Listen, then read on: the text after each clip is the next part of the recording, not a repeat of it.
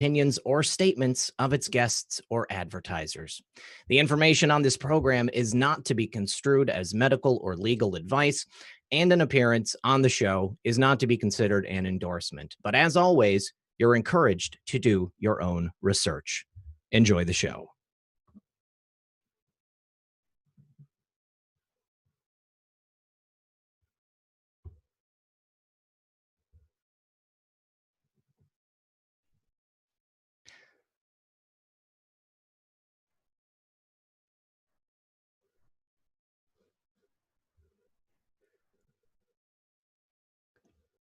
Good evening, Patriots. Thank you so much for joining us tonight. Please do me a favor. Don't forget to like and share this broadcast. Help us break through the algorithm. We've got a very special show for you this evening. My good friend Zen Garcia is here. You'll remember Zen from his prior appearance on the program. Tonight, we're going to be talking about the Book of Enoch, part of the Apocrypha.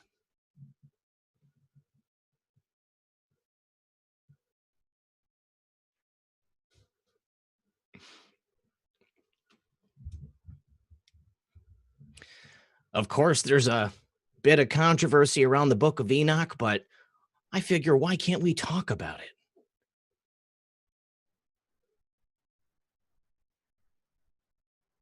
So many interesting things in this set of writings. All right, gang. Please, everyone, do sit back, relax, grab your popcorn, and we'll be right back after a brief word from our sponsor.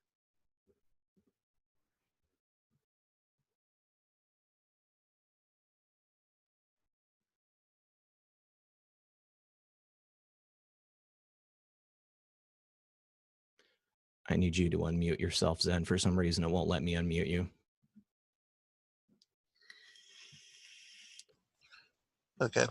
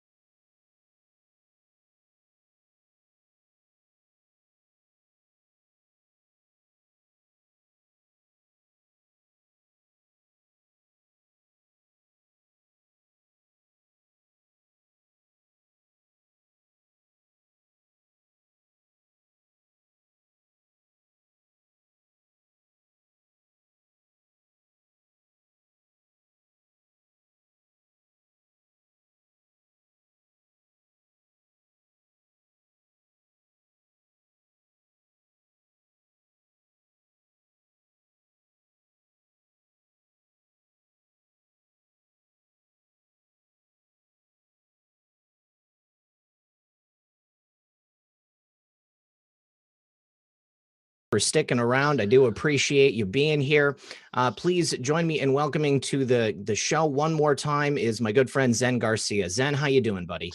Doing great, brother, and I appreciate the opportunity to be here with you and your listening audience. I found a always way. a pleasure to speak about truth, and certainly the Book of Enoch is one of my most favored ancient manuscripts. So looking forward to the discussion.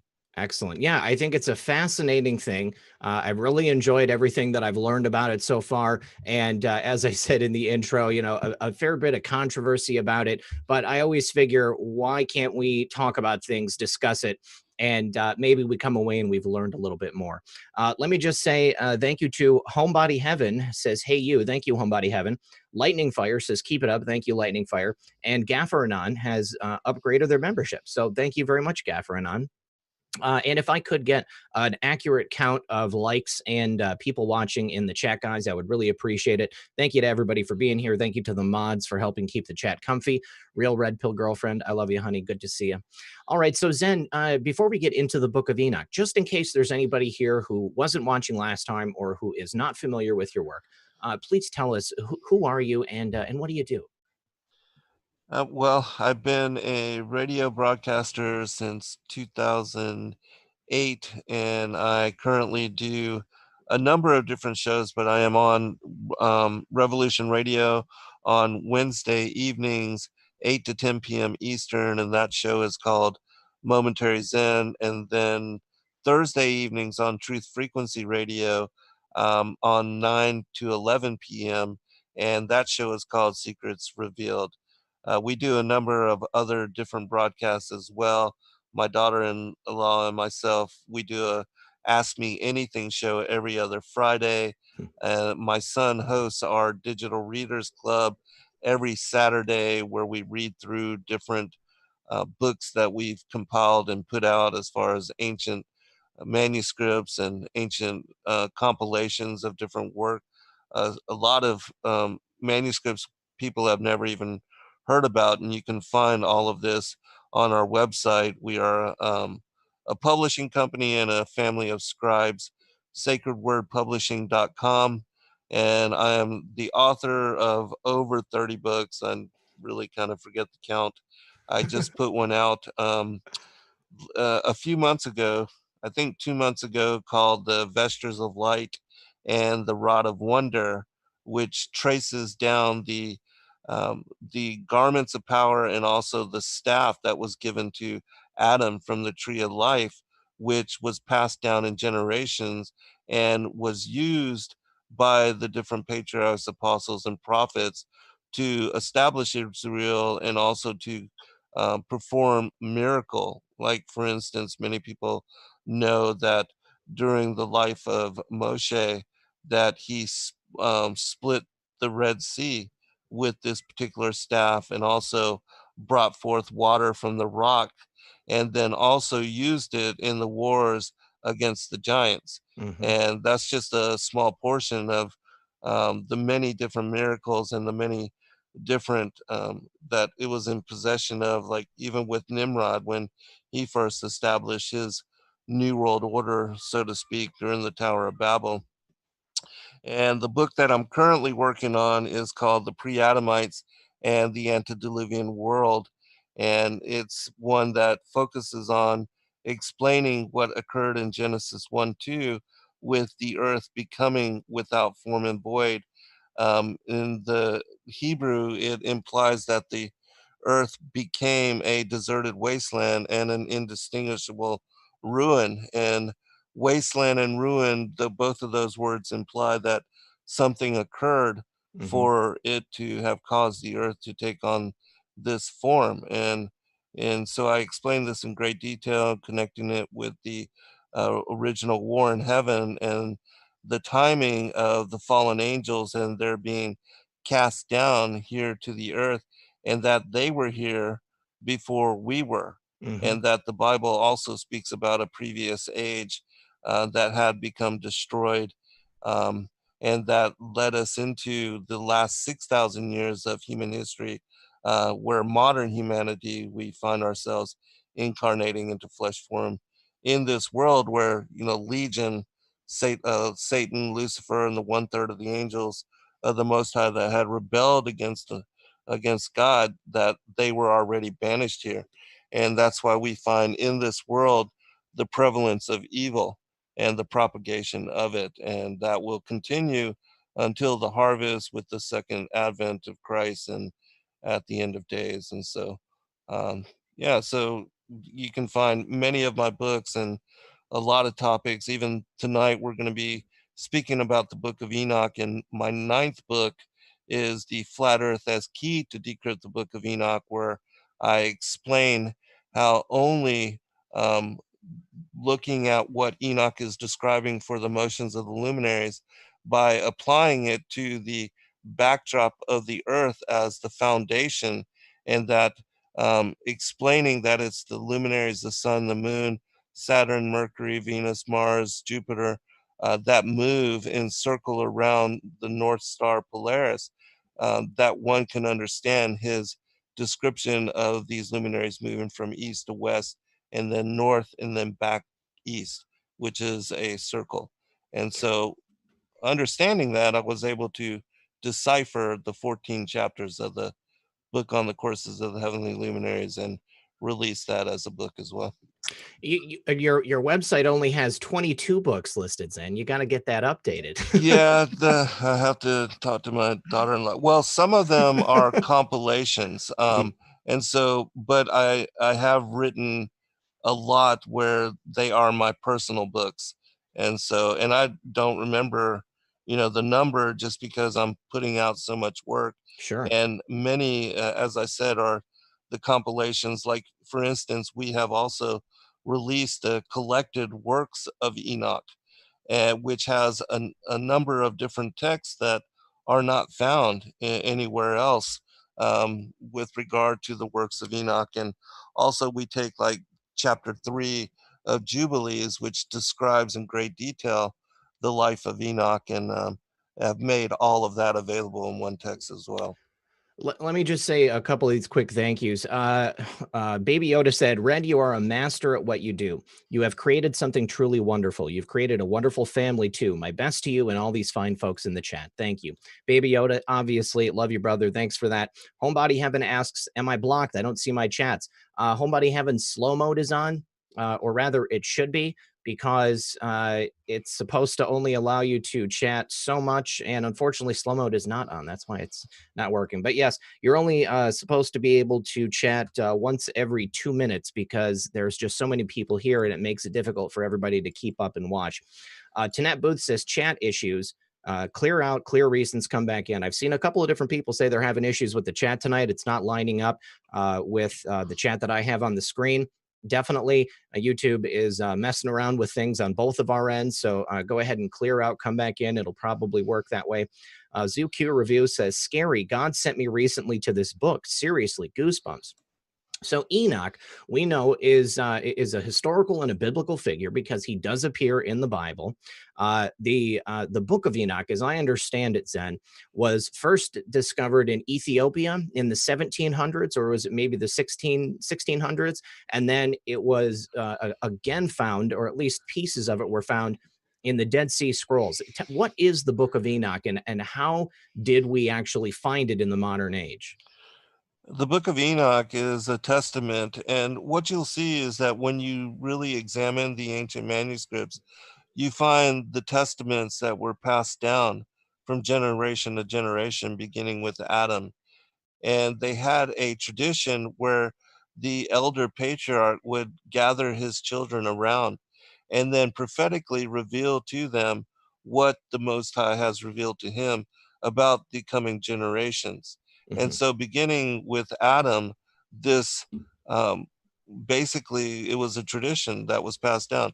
Every time a patriarch was going to die or pass on, they would gather the family around them and tell them about their lives, about what occurred to them, about prophecies connected to, what occurred to their life, especially with Adam being cast from paradise, banished here to the earth.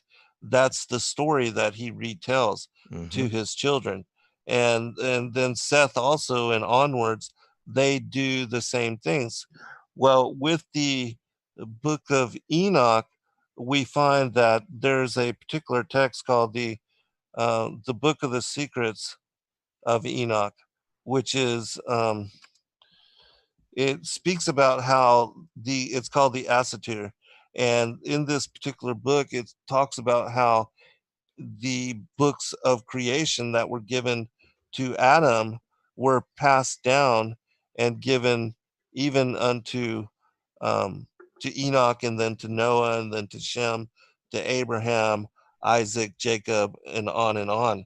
And you find that in the testaments of the 12 patriarchs, which is similar, it speaks about um, it brings up the books of Enoch in those accounts. But there were 5 books, the books of creation, and I'll read a quote here from the Assater, which again is the Book of the Secrets of Moses. It says, "For 7 years Noah learned in the books of creation, the book of signs, the book of astrology, the book of the wars of the Lord. These are the books of Adam." Another quote from the Book of the Secrets of Moses, it says, "And when Enoch grew up and when the days of his life had reached 13 years, he began to learn in the book of signs which had been given to Adam, and this book was copied on the 24 precious stones." So there's mention of these books that were given to Adam, and he passed them down to Enoch and to Noah and on and on. Well, it's my opinion that when you understand what the books of creation are, even though there's three mentioned here, the book of the signs, the book of the wars of the Lord, the book of astrology, there was also the book of the generations of man and the book of the law. And these five books, you can find sections and portions in the book of Enoch, which relate to these particular manuscripts. And Mm. so it is my opinion, and that when you examine the ancient manuscripts, like the primary Adamic literature, you find that Adam and Enoch, he passed these books on to Enoch, Enoch passed them on to Noah, Shem, on and on and on. And that they were all initiated in what is called the Order of the Ancients and the Church of the Firstborn. Mm. And some of what I talk about in the Vestures of Light and the Rod of Wonder is that there was these garments of power and also this staff, which was, it had the name of the Most High God, Yod He Vod He, inscribed upon it, as well as what was going to happen during the Exodus with the 10 plagues, and also had the names of 6 of the patriarchs and 6 of the matriarchs found upon it. And it was prophetic. It revealed what was going to happen and who was going to own it over the generations of humanity. And these relics were part of the initiation process and passing down to the different generations, and specifically with the seed of Adam, because the seed of Cain was excluded from this initiation and from being able to be part of this order. And so these teachings and this knowledge and this revelation, these prophecies were passed down in these testaments. We also have a book called the Testaments of the Patriarchs and the Prophets, where all of these, the testaments of the patriarchs going all the way back to Adam, are found in containment. And when you read them at every time, like for instance, the testament of Abraham, the testament of Isaac, the testament of Jacob, every time it shows that when they are on their deathbeds and they call forth all of their children, they give forth blessing, they teach about prophecy, and then they warn their children to not fall away. Because what a lot of people don't know and don't understand is that in the book of the generations of man, it was already foreordained and everything was written, the end from the beginning, as far as Adam to the second advent of Christ.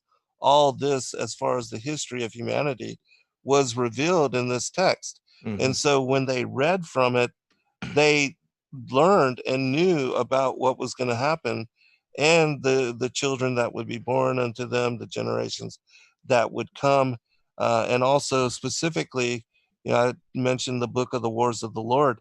This describes the enmity between the seed of the woman and the seed of the serpent as it plays out all throughout history. And so that's why it is mentioned. And if people read another text called the Testament of the 12 Patriarchs, where you have the different patriarchs of the 12 tribes, they talk about what's going to happen to their children. They warn them to not fall away, because that is in fact what happened. That's why Israel was divorced. And we see that the Gentiles were grafted in, because the Jews rejected Christ as Messiah. But all this was foreordained and it was forecast in these books. They also mention learning and reading about this from the books of Enoch the righteous. And so The Testament of Enoch was very well studied, and as you mentioned, it was rediscovered in the Ethiopic canon by I forget his name. I think his last name was Bruce, but he brought copies of it, three, back to England. He transcribed one himself. I believe, he gave one to the Vatican Church, and another to the the Louvre in Paris, if I'm correct. But anyways, all three of them made translations of the text available, and that's how it came to light for Western cultures again. But it had always been a part of the canon of the Ethiopian people, which are very ancient Christians, and that this knowledge was once commonplace.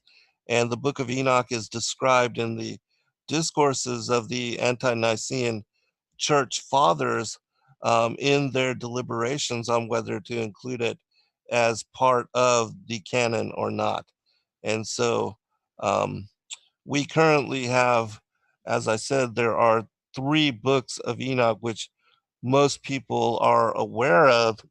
But as I told you, we put together a collection of the works of Enoch where there's many texts that people are not aware of that are part of this collection. And so I'll just read really quickly the contents of the book that we put together called The Collected Works of Enoch, for those might be interested in, learning and getting full access to what is available to us. The first text is called The Account of Enoch the Prophet. The second portion is from Jubilees chapter 3 and 4. And then we have the Book of Enoch, the one that we'll be talking about tonight, and which most people are familiar with. Then the Book of the Secrets of Enoch, which is Second Enoch. The Aramaic Dead Sea Scroll fragments of First Enoch, which are again a confirmation of that Enoch was written in the distant past, and also is prophetic in that it speaks about the elect one, Christ, and he as being the Son of Man, and that he would assume the judgment seat at the end of days to bring forth what is the harvest and the separation of the peoples into the wheat and the tares. Okay, I've got so many questions. Let me just do Yeah, sure. these thank yous from the audience. Let's see. Denise had said the Book of Enoch, one of the hidden books we aren't supposed to see, being an ancient Eastern history nut. I'm really excited about this show. And Denise had also asked in the chat who Engen was. That is Zen's son. He is in the call so that he can record and stream it himself. Rook Castle is interested to hear any thoughts on Nephilim. That's definitely something I want to ask you about. And Red Pill Doc says 8 copies found in the Dead Sea Scrolls. So my first question is, if this was at one point canon, and we have a historical precedent set within the current Bible, and we obviously have the archaeological precedent set with it being found within the Dead Sea Scrolls and then in Ethiopia, why and when was it removed as an official text and moved into the realm of apocrypha? When the canonization process took place with the Council of Oh, Nicaea, okay. and it was actually, an authorized version of the Bible came out, which was a collection of manuscripts, which the Roman Catholic Church had approved of, and many texts were excluded. Um, How you know, many? and, literally thousands, Wow. because back then, there was no Bible in the early establishment of the ecclesia and the church. And literally, um, the apostles were writing down, and everybody that had witnessed miracles and those that became the church fathers, they were writing down their epistles, and others were writing down stories of what they had witnessed of the miracles of Christ and his being here in flesh embodiment. And so there were literally thousands of manuscripts which had come forth in that time, but because there was not a publication process, these manuscripts were hoarded and protected and preserved. And many of them were not released to just, any common, the lay people, but they were protected and kept for the elect only. Even when the temple was destroyed during the time of Nebuchadnezzar, and all of the holy books of the Jews were lost, the Hebrew people, Esdras was assigned by the Most High God to rewrite and to bring forth again 200 plus books, and one third of them were only to be released to the masses, and Wow. then the other two-thirds were to be protected and preserved for the elect alone. And so a lot of manuscripts ended up being destroyed and disappeared, and that was part of, we the serpent seed and the hoarding and the protecting of knowledge, and also in trying to hide. And I think that's one of the reasons why the Book of Enoch had disappeared, and much of the writings of Enoch had disappeared, because the enemy had destroyed them and literally burned them, and made them unavailable, and they became forgotten. And the Book of Enoch was lost to contemporary consideration until the time of the late 1700s, 1800s, when it rediscovered and then retranslated, released again for public consideration. But until that time, the enemy had done a magnificent job at destroying much of the knowledge that was available in ancient times. And we see that, even in the two collections, the Nag Hammadi codices, which were discovered in 1945, and Hmm. also the Dead Sea Scroll collection found in 1947, that many texts found within these particular collections um, were not available anywhere else and had been completely lost, especially with the Nag Hammadi collection. Many of those books are unique and not to be found anywhere else.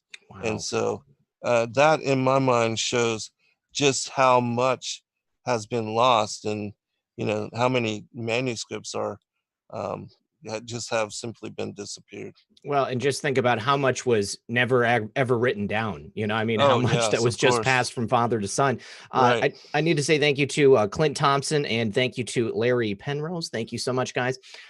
Now, do we know the condition of the books that were found in Ethiopia? Do we know the age of them? Was it simply scrolls, or was it literally a bound book, or was it something more than that?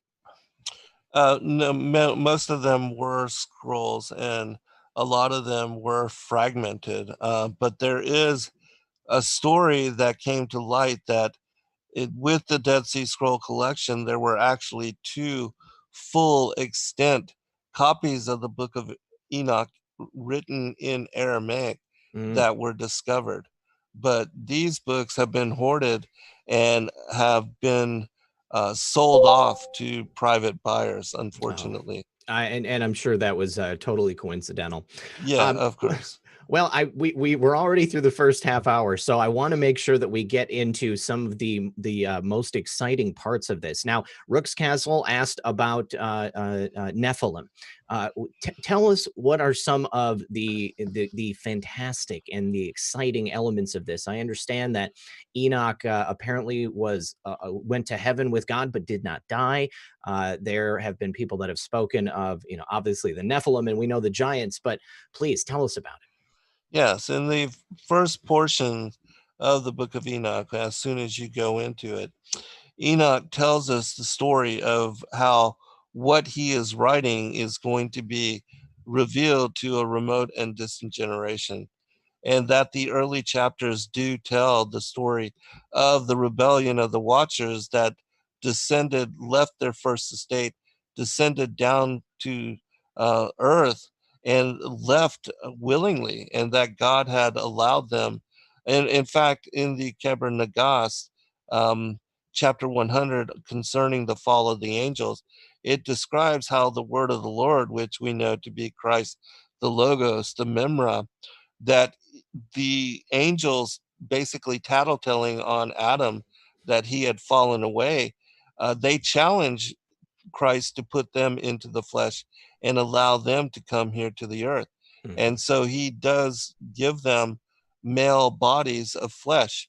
And he tells them that, all right, I'm going to allow you to descend down to the earth, but don't fall away into sin. And as long as you uphold my laws and my commandments, and that you don't get involved in sin, then I will make you elect angels, and you will be, by my on my right hand, and that they would have a place of great authority. But immediately when they descended, in the story, it describes them coming down to and seeing the daughters of Cain Mhm. engaged in basically a mass orgy. Mhm. And then they decide to, getting caught up in lust immediately, they make a pact amongst themselves to go ahead and involve themselves in the pleasures of the flesh, Mhm. and to take wives of all which they chose. And so they all committed themselves to doing this. And they describe in the Book of Enoch, it describes how they knew they were about to involve themselves in a great sin. And that this sin, because of their warning that Christ had warned them before coming down here to the earth, he told them, as long as you don't fall away, but if you do, there's going to be great sentence, and repercussions to your actions. And they did it anyways. And so what ended up happening is that um, they took wives of all which they chose, and they brought forth and bore the giants. And I don't know if you've ever heard the story that is written in the Keber Nagas about this particular occurrence, but it is pretty brutal in that it speaks about the children being unable to bring forth naturally. They came forth splitting open the bellies of their mothers. And the story of them coming down and seeing the daughters of Cain engaging in these orgies, that's what caused them to lose their minds. Mm. But if you want me to read it and share it with you, I'll do so. Please, yeah. Okay, well, I think a lot of people are probably not familiar with this text, so it will give you an insight into what is revealed in the Book of Enoch. It says, "And they were content to leave the height of heaven, and they came down to earth to the folly of the dancing of the children of Cain, with all their work of the artisan, which they had made in the folly of their fornication, and to their singings, which they accompanied with the tambourine and the flutes and the pipes, and much shouting, and loud cries of joy and noisy songs. And their daughters were there, and they enjoyed the orgies without shame, for they scented themselves for the men who pleased them, and they lost the balance in their minds. And the men did not restrain themselves for a moment, but they took to wife from among the women those whom they had chosen, and committed sin with them. And straightway God was wroth with them, and he bound them in the terror of Sheol into the day of redemption. As the apostle said, he treateth his angels with severity. He spared them not, but made them to dwell in a state of judgment. And they were fettered until the great day. The word of God conquered, who had fashioned Adam in his likeness or form, and those who had reviled and made a laughingstock of Adam were conquered. And the daughters of Cain, with whom the angels had companied, conceived, but they were unable to bring forth their children, and they died. And of the children who were in their wombs, some died, and some came forth, having split open the bellies of their mothers. They came forth by their navels.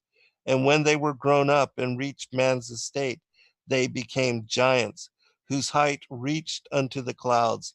And for their sakes and the sakes of sinners, the wrath of God became quiet. And so this is what occurred in the Genesis 6, the story of the sons of God taking the daughters of man and creating a race of giants known as the men of renown. And even though we only get, that little bit in Genesis, um, when you read it, you're like, what?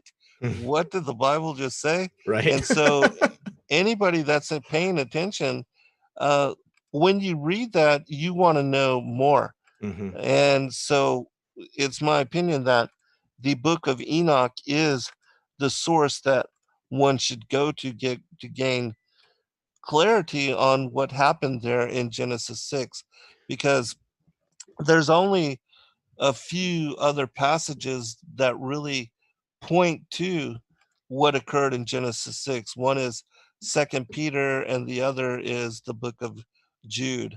And both of them speak about the angels going after strange flesh, Hmm. and that, falling away, that God bound them in the terror of Sheol.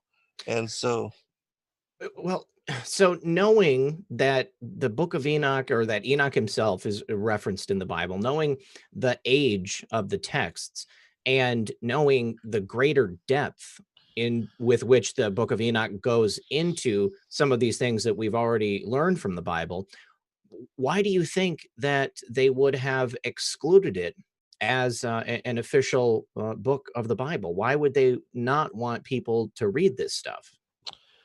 well, it's my opinion that historically, those that have been the authorities of the church have not been interested in educating the masses, but more interested in keeping them in ignorance.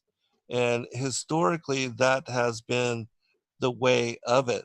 And so, even in this day and age, we see that the powers that be are conspiring. Even YouTube is censoring numbers, and even the ability to search out a particular video, or to bring forth information on a certain topic. And so it's always been that way. And Hmm. so, in my opinion, the whole effort of the Council of Nicaea was to hide the truth, and to um, basically distort and misconstrue, disappear, extirpate much of what was truth, and especially when it came to the revelation of what occurred with the sons of God and the fallen angels, and that they had interdicted themselves into the affairs of humanity, and that the giants that were born of them, the men of renown, the demigods of old, that they are the seed, the children of the Watchers, and also of the fallen angels. And so when this particular story is removed from scripture and that understanding, much of what has come down to us as mythology um, becomes misconstrued and misunderstood. Hmm. And people believe that those episodes and the occurrences of those particular events in those particular days are all fairy tales, and Hmm. that they have no basis in truth. And so we lose what is the foundation for what is the esoteric aspect of what the Bible speaks about with regard to the war in heaven, and the sons of God rebelling against the Most High, and also leaving their first estate, coming here and creating this race of giants, which we know that all throughout the history of Israel, and even David and Goliath, that there was the presence of the giants in Well, the land. even up to tales from here in North America with Oh, Native yes, Americans, Lovelock absolutely. Cave. Right. Yeah. Yeah, absolutely. And there Oh, are even stories currently of in the Solomon Islands that giants are still in existence, and still, really? yeah, still abducting the native peoples there. And this goes back to even 5 years ago. There was a woman that had escaped from her captors and came forth with this incredible story of, her abduction by the giants and being kept slave for them. Wow. for a certain period of time. And yeah, there's a book called The Solomon Island Mysteries that speaks about this current of phenomena and how, you know, the giants um, are still in existence there in those islands. I'm going to order that. That sounds great. It is a fantastic read. I saw somebody in the chat asking what I was vaping. It's juice head, pineapple grapefruit, and it's delicious. The reason I don't often advertise it is because I don't want everybody to go buy it up. It's in rare supply. Just I just need to say thank you to Red Pill Doc again. Freight Awakening says, how do I explain billions of people to non-believers of creation and Adam and Eve? Incest always comes up. Bloodlines is bad. Love you both. No Cuomo. This is something that people are always going to ask, you know. I mean, what do you think, Zen? I mean, is it just that God relieved the earliest generations of people of genetic abnormalities that people would be struck with today? I mean, how do we explain the fact that life on Earth started from essentially two people? Well, that is only the modern age, and then going back the last 6,000 years, as I Right. said, that when you look at the narrative in Genesis chapter 1, verse 2, you see that Elohim created the heavens and the earth. And then all of a sudden, in chapter 1, verse 2, the earth became without form and void, Mm-hmm. meaning that something led to the destruction of that age. And when you look at Second Peter chapter 3, you see that Second Peter speaks about, the apostle speaks about the destruction of the first world age. Mm-hmm. And this is described in many different places by many different um, prophets of old. Jeremiah in chapter 4, verses 23 through 30, he describes a time when there was not yet man, and yet the cities of the wilderness had been destroyed. And in my opinion, this information and the book that I'm working on now reveals what occurred to the Atlantean age Mm-hmm. and to the fallen angels that had ruled as the dragon lords of that time. And that the ancient mythologies, the ancient stories of the destruction of Atlantis from both above and below, that not only were the heavens sent raining down in fire and brimstone upon this culture, but that the earthquakes and the mud floods and the inundations, the tsunamis, everything was thrown against it, so that this ancient culture became lost in memory. And you know, Ezekiel chapter 26, verses 19 and onwards, speaks about this as well. The loss of this people of old time, and how this land had been completely submerged and swallowed by the oceans and is no longer to be found. And so um, the Bible covers and speaks about the ancient times, and I do believe that the Titans ruled in that age, and that what we see of the research of Mud Fossil University and some of the what looks to be ancient petrified giants Mm-hmm. and ancient petrified uh, looks like mountains, but ancient creatures, and even the trees Mm-hmm. were of very large stature in the previous world age. And so there's a huge part of what is the ancient past and what the Egyptians called Zeptepe, or the first times, the prior times, when the demigods and the fallen angels ruled here on the earth. When you look at the Sumerian kings list, the first rulers of that particular list, it describes them as having reigns of 24,000 and 36,000 years. Mm-hmm. And how is that possible unless one understands that in the ancient past, you know, the fallen angels were here and they were the ones that were ruling, that in the ancient times, there was the worship of the feathered serpent. And this feathered serpent, that even the Anunnaki are depicted as being plumed reptilians. And so in many of the cultures worldwide, it describes how these dragons descended out of the heavens, and that they were the ones that seeded and brought culture and civilization to the different kingdoms of the world.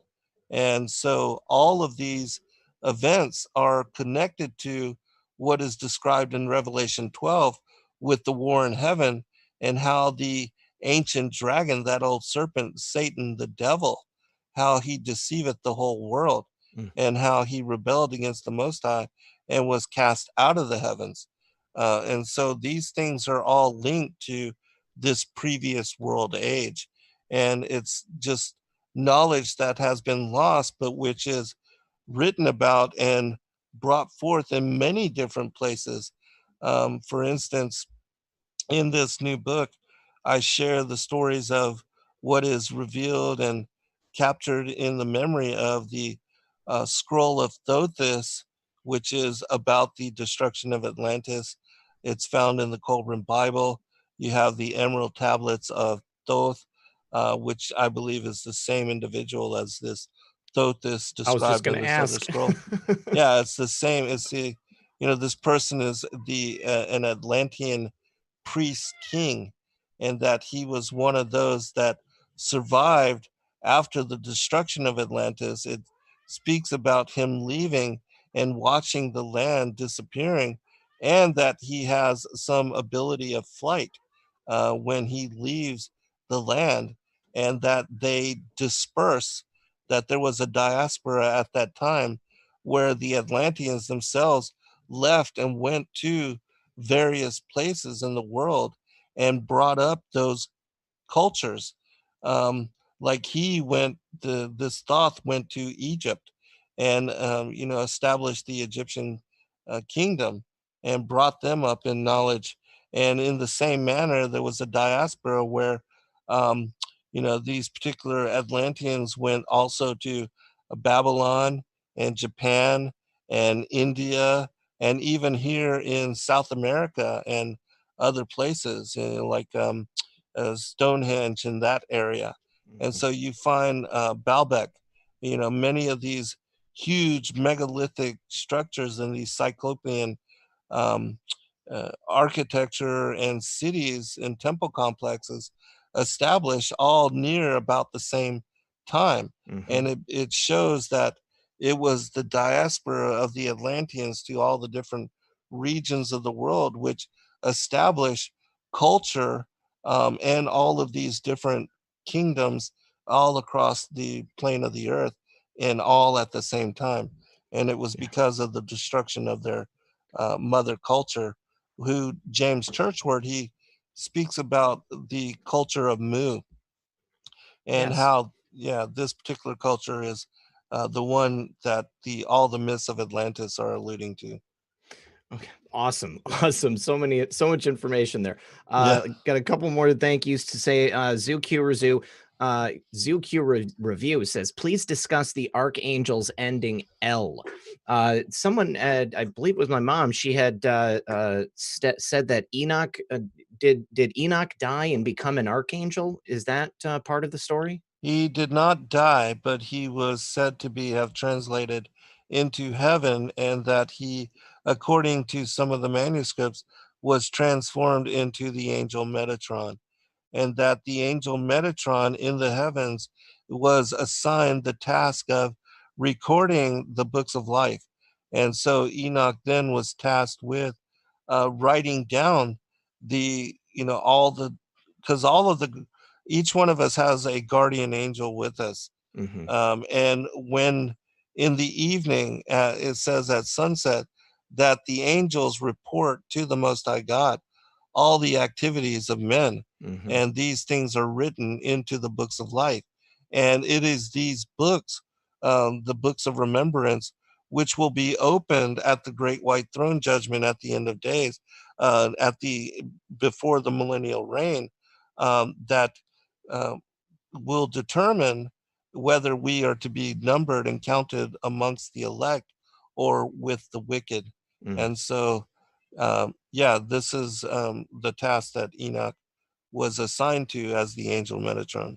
Now, is this the same part of the story where Enoch did not die but went to heaven? Did he take multiple trips, or did, this was it? He was able to go, and he kind of had the reverse journey of the fallen angels. I mean, he was born a man and then became an Right, archangel, right. rather than becoming or starting as an angel and then coming down to earth. Yes, exactly. Wow. And yes, Enoch did have multiple trips. He was taking a year before his final translation. In Jubilees chapter, or actually the book of Jasher, chapter 3 and 4, it gives a greater accounting of the life of Enoch. A lot more information there if people are interested in wanting to know more, because Enoch slowly retreated from involvement with humanity. Hmm. And because of that, he was favored by the Most High, and he was the king.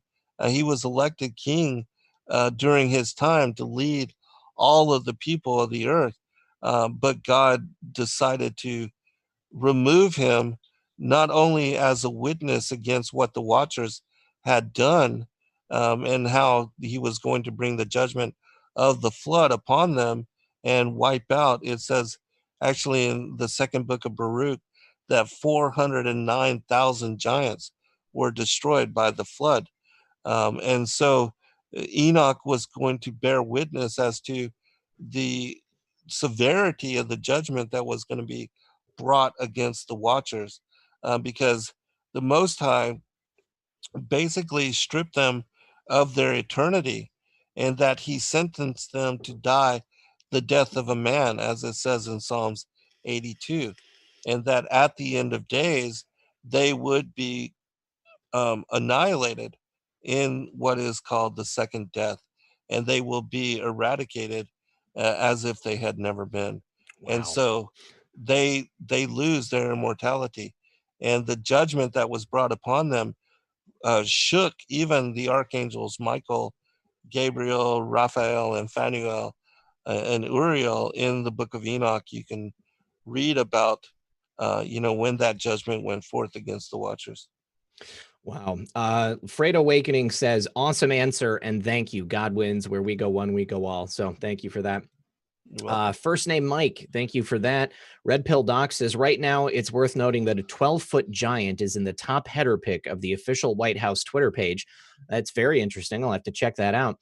President Trump knew we were going to be doing the show. Gaffer Anon says, giants built the pyramids. Change my mind. I don't think there's a counter argument for it, to be honest with you.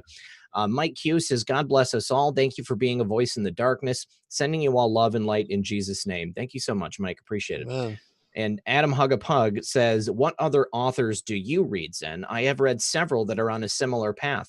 I mean, Zen, you do have, kind of a circle that you hang out with, that you do your shows with, that people that write about similar things. Who else can you recommend to people besides yourself? I recommend Gary Wayne and my friend Rob Skiba. I think both of those are, those individuals are really incredible researchers, and that they have done, especially on the topic of the Nephilim and the giants and the books of Enoch, that their research is second to none.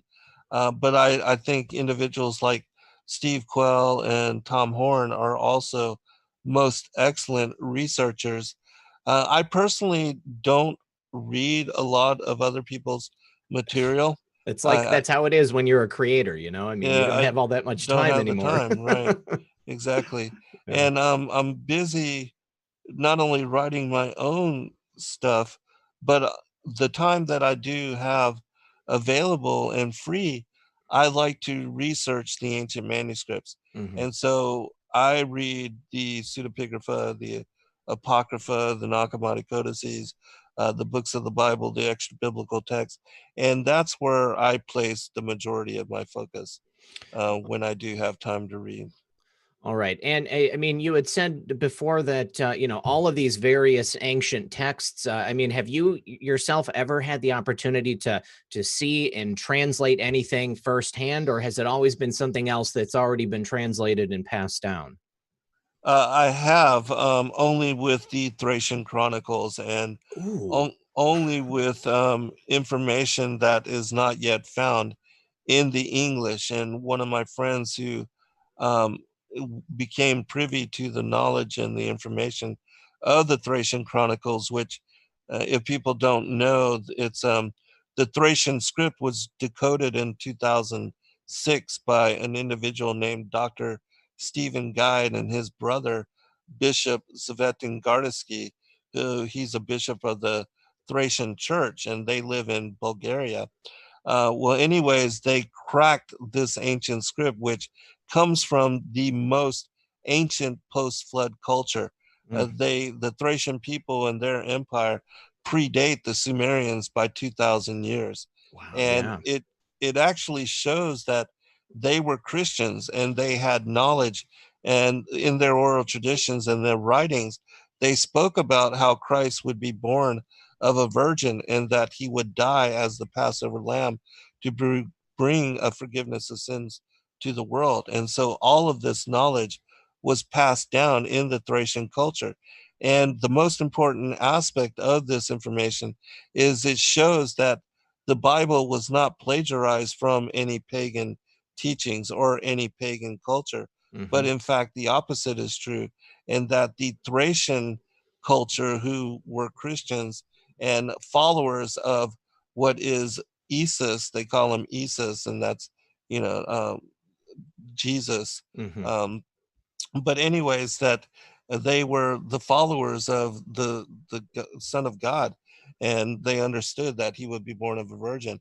And so we see that the preceding mythologies that are attributed to the individuals like Tammuz and Mithras and others of a virgin birth, that these things were actually contrived and stolen from the Christian faith, which, again, is 2,000 years older Hmm. than the Sumerian cuneiform texts and the writings of the Anunnaki and all the Gilgamesh, the Epic of Gilgamesh, and the episodes of the flood narrative that are found within these manuscripts. But that all of this, knowledge, and even the testaments, the stories of Adam and Eve, were passed down amongst the Thracian peoples and were common knowledge to them. And so, again, the ancient traditions of Christianity, with the story of Adam and Eve, the fall of humanity, and how they would need to be redeemed by Christ, who would come into the flesh in order to do so, that this was all knowledge that preceded and predated the Sumerian mythologies and knowledge, passed down in the cuneiform text. But anyways, there's a 700-page compilation of ancient manuscripts that are not available in English, in which I was asked to help with translation because of my familiarity with a lot of the ancient manuscripts. That's And incredible. it was in my work in doing and working with these particular manuscripts that I actually was um, a, uh, you know brought forth and developed a relationship with the people that actually broke the script and are now currently working on the translations.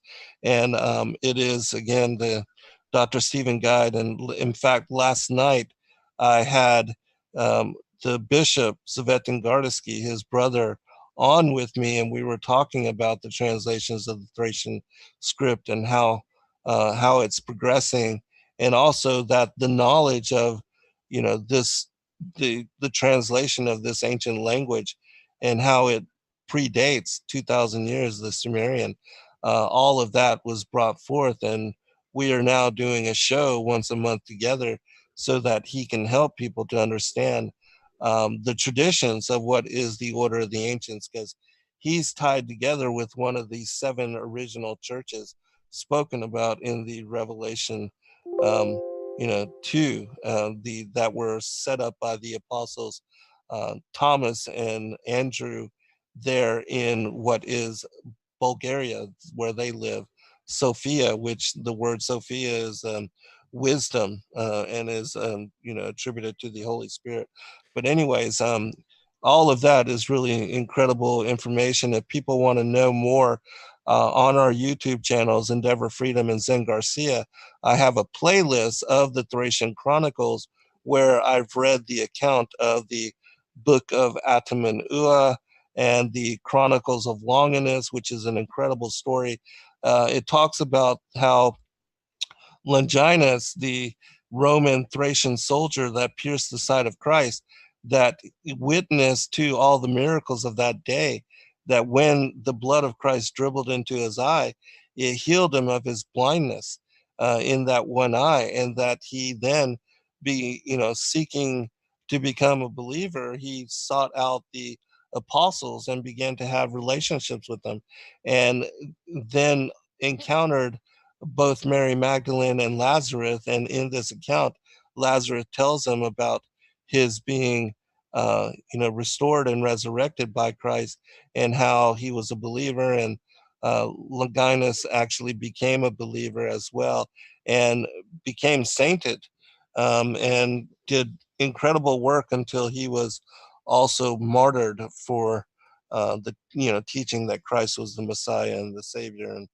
all those things. So really incredible story. And then there's another one called the Book of Navi, which I talk about, and it actually describes how the destruction of the old world, that Navi, this particular priest, this ancient Thracian priest, who we know as Orpheus in the Greek and Roman mythology, how he was led to rediscover the ancient teachings, and that he dug them up and retranslated them and made them available, um, after the flood of Noah's day, to the people of the world, during the ancient Thracian Empire, again, 2,000 years before the time of the Sumerian and the Anunnaki and their rule.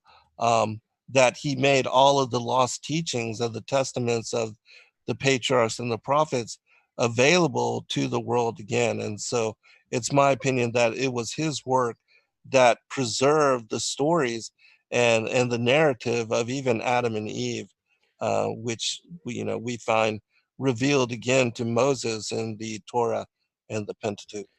Well, and also the Thracian culture. I've only just learned about them in the last couple of years, and I think that the people of Eastern Europe have really only started to learn about them. I saw a documentary about Romania, and it was talking about how during the Cold War, during the time of the USSR, all the archaeological sites, Right. any information about the Thracian culture and then the Dacian culture after them, it had been completely covered up, and they were always told that they descended from Romans, but it's more likely that the Thracians were pre-existing. I mean, everything you've just said, it backs it up. They were Yes. there, and then they eventually were taken over by the Romans, or Right. something. I don't know. But I That's saw true. I saw like a 2 to 4 hour documentary, I believe 2 hours on the Thracians and then 2 hours on the Dacians, and it just leads it right through. But that bit of information there, it really puts a bell on it for me. I really, really enjoy it. I need to say thank you to KSJ Fine Hearts. KSJ Fine Hearts, thank you for joining as a member. Now, guys, I've opened up the phones so that you guys can call in and ask Zen your own questions. If you take a look at the description below the video, I've put the link if you missed it in the chat. There's also the phone number, which I'm going to put. Actually, I'm sorry. The phone number is on the screen. You've got a phone number for the East Coast, and then you got a phone number for the West Coast. The meeting ID is right there, and then the password is there as well. They are correct. I have guaranteed it. And we have our first caller on the line. So, Zen, this first hour has flown by. You are a brilliant mind. So much information inside your head. Thank you again for coming on the show. Let's have our first caller come on in. And I just want to remind everyone, please make sure that you've got your stream muted so that when you pop in, we don't get the feedback. No. Okay. Caller, you're on the air. Can we get your name? This is Jason. Chase? Jason. Welcome, Jason. How are you tonight? I'm good. First time caller, but long time listener. I'm Jason Hill in the chat. I comment a bunch in there on most days, but I was I agree with everything that Zen has been talking about on the show tonight. I just wanted, except for one difference that I believe he was talking about, either the serpent seed or the seed of Cain, and that is not biblical at all, nor is it pseudo-biblical or apocryphal based on from Enoch or any of the other books. Nothing is stated that Cain seed had some kind of evil intent. No one ever mentions that in the Bible or any of the other books. Also, the reason why Cain wasn't accepted by God is because his sacrifice did not contain a blood sacrifice. Atonement for sins is through a blood sacrifice, just like when Jesus sacrificed himself for us. He shed his blood for our salvation. So I was just wondering what Zen thought about that. All the other stuff, I completely agree with it he's discussed. And I also want to mention Q after he's able to talk about that a second. Sure. Yeah. So Zen, obviously, serpent seed, the first time I had ever heard about the concept was through our conversations and our first show we did together. So please address what Jason is saying there.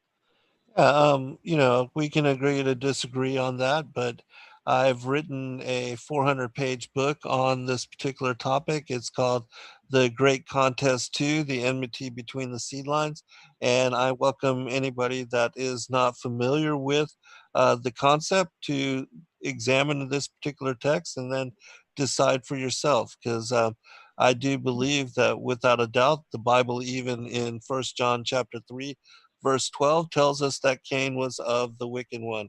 And Christ tells us that the tares are the children of the devil in Matthew chapter 13. And that the enemy snuck into the garden, sowed the tares. It's telling us about what occurred in the garden in chapter 3, and also Paul in 2 Corinthians chapter 11, verses 2 and 3 speaks about how the serpent beguiling Eve, that's what caused her to lose her virginity and her chastity. Correct. And so there's only, the only way a woman can lose her chastity is by being physically corrupted and sexually seduced. And that's exactly what is being alluded to by Paul and also Christ in Matthew chapter 13. But again, brother, we can agree to disagree on this. It's not a salvational issue. Yeah, sorry to interrupt. I agree that sexual relations was committed between Eve and the serpent, but there was no indication that any child was born from that.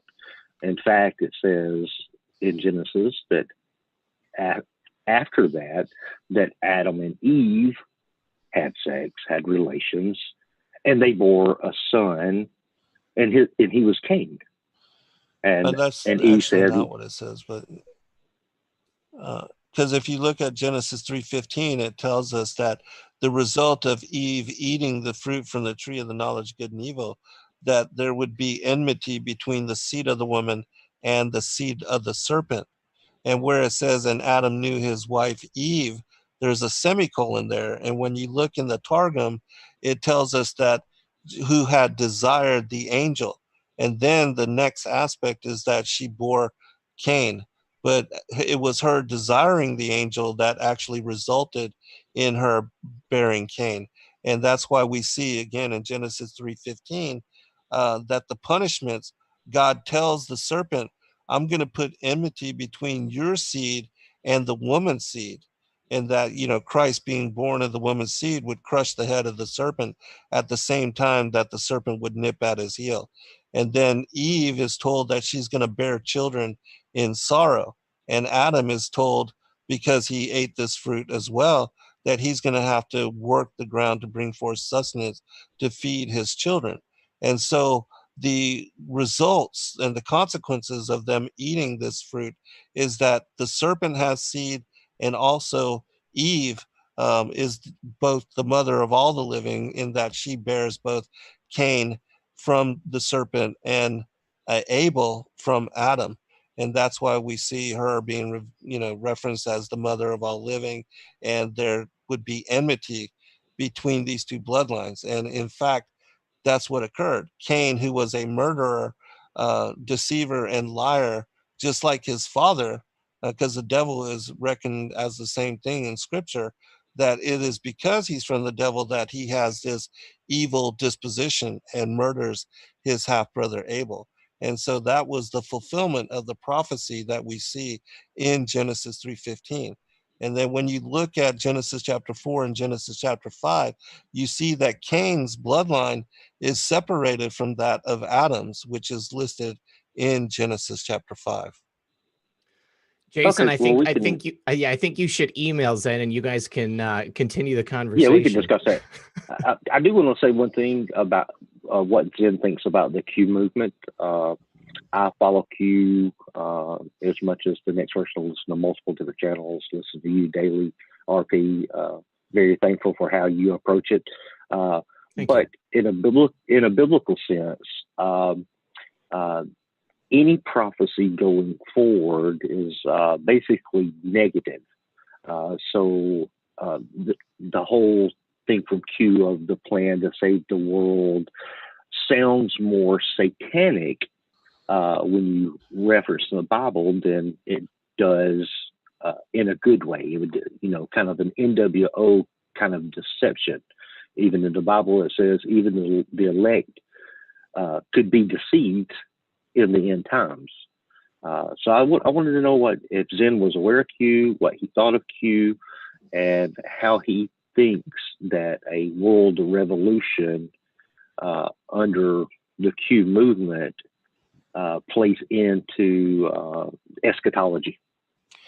I'm not familiar with Q in the sense that I've followed a lot of his work. I know of and about, and I did a show just recently with Aaron Moffat on QAnon. But in my opinion, I believe that everything is controlled as far as the opposition, the Democrats, the Republicans, the left and the right. And it's my opinion that, even Trump is part of the Illuminati bloodlines. He is blood related to Hillary Clinton. I know that, this is not particularly favorable to many of the, those that might be listening to this show, but you can do your own research, and he is blood related. And I, again, the whole Republican Democrat, I believe it's controlled opposition. And I believe that, in my opinion, it's going to be Christ that resolves the issue, that humanity is not going to save us from ourselves, and that the New World Order, the beast kingdom, will come to power, as it says in the book of Daniel, that we are still fulfilling the prophecy of the statue that was shown to Daniel, that was given to Nebuchadnezzar in a dream, and that the Antichrist will come to power and reign over this beast kingdom, and that it will take the coming of Christ and the two witnesses, which I believe will be Enoch and Elijah, that will end what is the reign of the Antichrist. All right, Jason, I appreciate your call, buddy. Thanks so much, RP. Hey, we'll talk to you soon, buddy. Thanks for calling in. All right. All right. And as everybody knows, just because Zen and me don't see eye to eye on everything, that doesn't mean we can't have him here and have a good time still. So Zen, I totally appreciate your point of view. Let's go ahead and hold on. Oh, my buddy Robert Crypto Beatles is on the line. While I'm waiting for him to pop in, I just need to say thank you to him. He said, "Sup, brother? Love the different topics covered. I have a lot of questions for Zen, and maybe I'll call in. Where we go one, we go all. Stay awesome, stay sane, everyone. God bless." Robert, you're already here on the phone, so I'm going to give you the opportunity to ask Zen a couple of questions.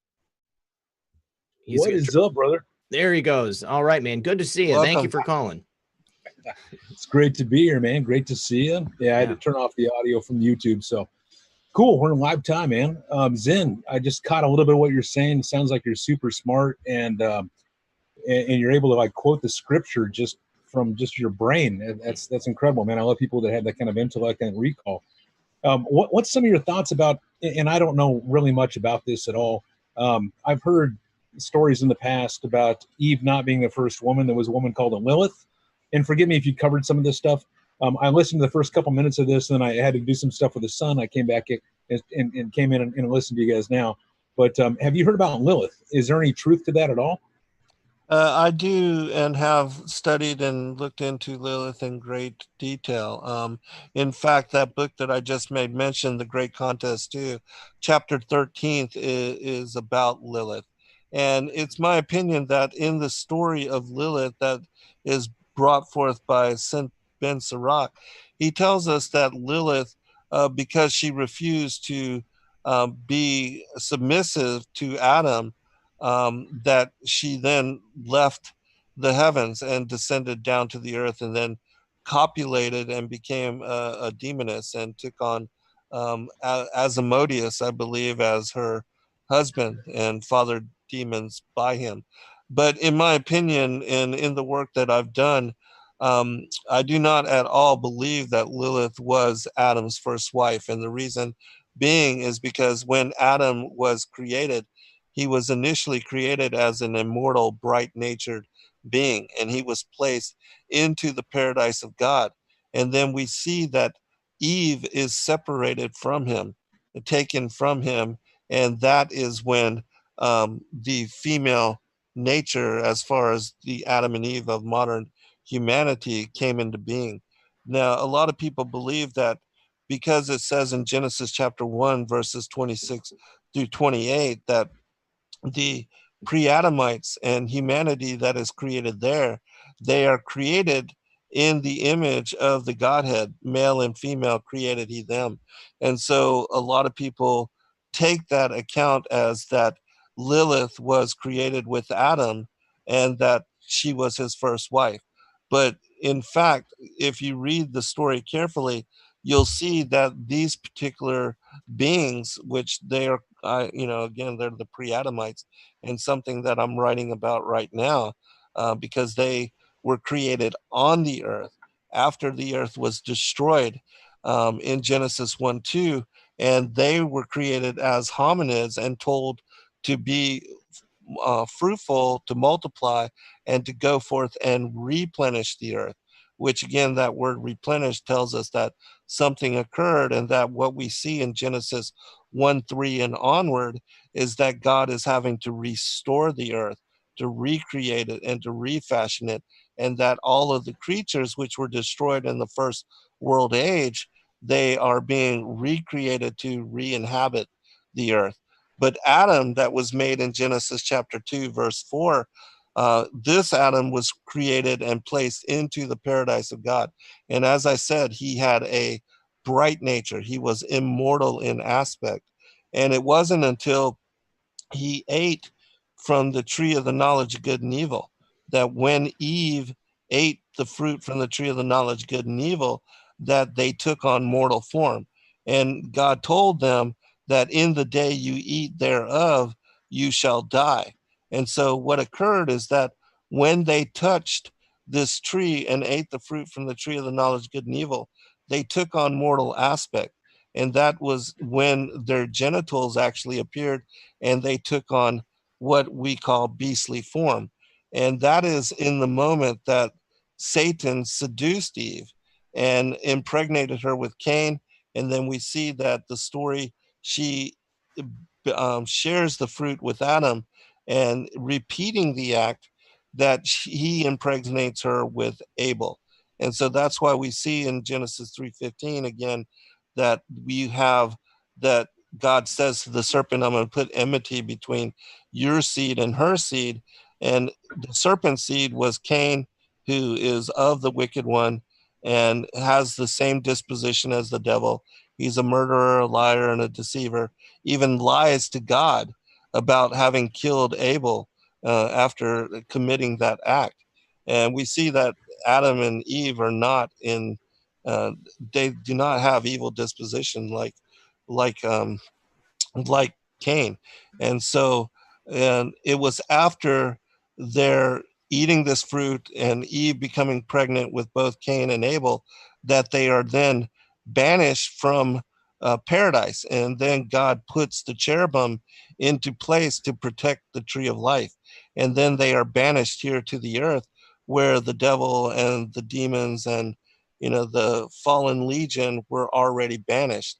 And then we see that it's here on the earth that, in fact, Eve does, bear Cain and Abel. The murder takes place.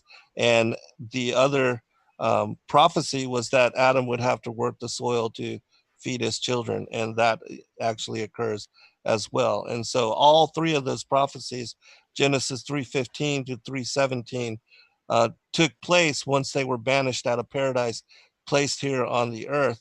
And so, in my opinion, if Lilith refused to be submissive to Adam in a sexual manner, well, Adam was not created initially to have sex. He was immortal.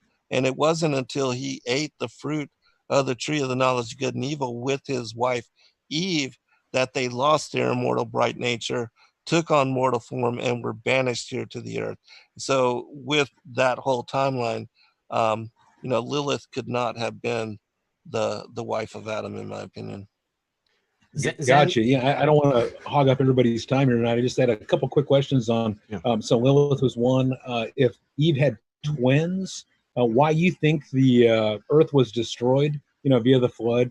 When a lot of people think that it's because of human corruption, I wonder if it was because of maybe angel corruption, like Gen 6 talks about. Yes. And if you think aliens are actually just angels as described in Gen 6, and if you could talk a little bit about bloodlines. I don't want to take up everybody's time, but I just think these are like really interesting things that when people look at the sky and they say, oh, those are aliens, but if you read Gen 6 talks about those aliens just being angels, and the technology that we see that is completely magical and whatnot is the same thing that you can read about in Gen 6. So there was just a few of those things that I wanted to touch on and see if you could add some insight and some education to us, because we really don't know. And Zen, before you do that, sure. At what age did you start studying scripture? I read the Book of Enoch when I was 18 years old, and Wow. I've been studying the ancient manuscripts ever since that time. But with regard to Genesis 6, yes, the fallen angels, the Anunnaki, the archons, they are all the fallen angels, the rebel ones that with Lucifer, the 1/3 of the angels of the Most High that rebelled against him.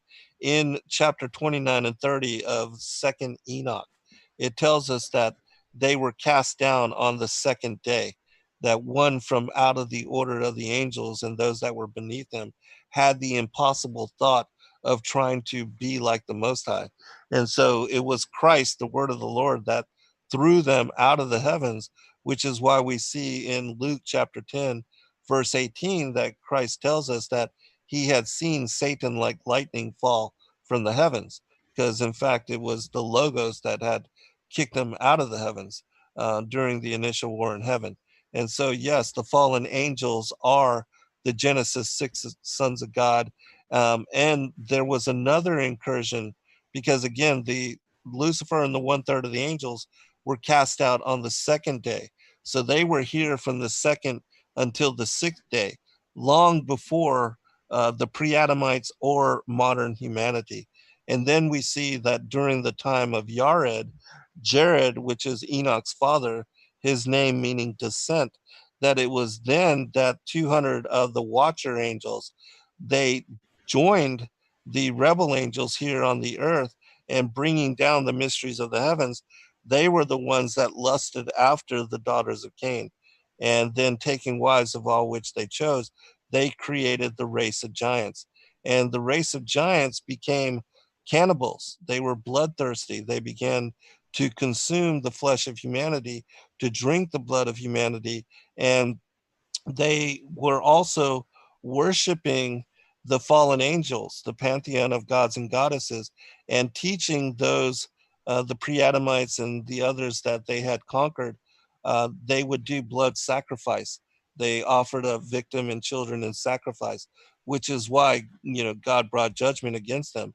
But yes, the flood was specifically to destroy the giants and to bring judgment against the fallen angels, the Nephilim, for for, interdicting themselves into the affairs of humanity. And as I said, And if you so look when to you see the pyramids, so when you see like the pyramids and you see like you hear about I don't know, Atlantis, is that some of the technology that these fallen angels had created that God destroyed in the flood? Yes, and it's not just the flood of Noah's day. As I said, and as I've been talking about with my new book, The Pre-Adamites in the Antediluvian World, Genesis 1:2, where the world that then was destroyed. The word there in 2 Peter chapter 3 is perished, which means completely annihilated, rendered useless, destroyed, becoming an indistinguishable ruin in a deserted wasteland. So God destroyed that world age, which was, again, a judgment against Atlantis and the fallen angel technology. And then he recreated the earth, repopulated it for what is the last 6,000 years of the modern age. And that, that's why we see in the last 6,000 years, that is the story of Adam and Eve, the fall of humanity, the redemption through Christ. All of that occurs in this world age. And in 2 Peter, again, chapter 3, it tells us that the first world age was destroyed by water, and that the second world age will be destroyed by fire, and that the elements will be melted in fervent heat. And at the end of days, this is exactly what's going to happen. Part of the judgment of the wrath of God being poured out on the wicked and those not written into the books of life is that the stars are going to come crashing down to the earth. And it tells us in the Sibling Oracles, book 2, the Revelation of St. John the Theologian, in one of our books called the Great Commission 3, the End Time Apocalypses, that the stars crashing to the earth is what's going to set the earth ablaze, and that everything, all flesh, will be destroyed in preparation for the coming of Christ as the bridegroom, and that the earth and the heavens will be recreated before Christ comes again and steps upon the earth in second advent. And then when he assumes his judgment seat. What's that? How much of the stuff that we read in Revelations do you think are like metaphors? Because a lot of the stuff you're talking about right now, like the stars crashing into earth, and talk about the dragon's tail in Revelations, how much, like when you read the book of Daniel and other things where people were interpreting things, how much of that do you think is like metaphors, and it's not like word for word how it is in the Bible? It's actually just something that is being described in their terms, thousands of years ago versus how we would see it today. You know what I mean? Like when you're saying the things are like the flesh is going to melt off, stars are going to fall, dragon's tail will knock all the stars out of the sky, stuff like that. I mean, is it verbatim, or is it just kind of something that's like a metaphor of sorts? I mean, the first thing that comes to mind for me is, nuclear weapons. I mean, that would very easily fit into that description. Well, I think that's going to be part of the scenario of what unfolds at the end of days. But with regard to the complete destruction of the earth, this is going to be done by God, and that will be the stars come crashing down to the earth.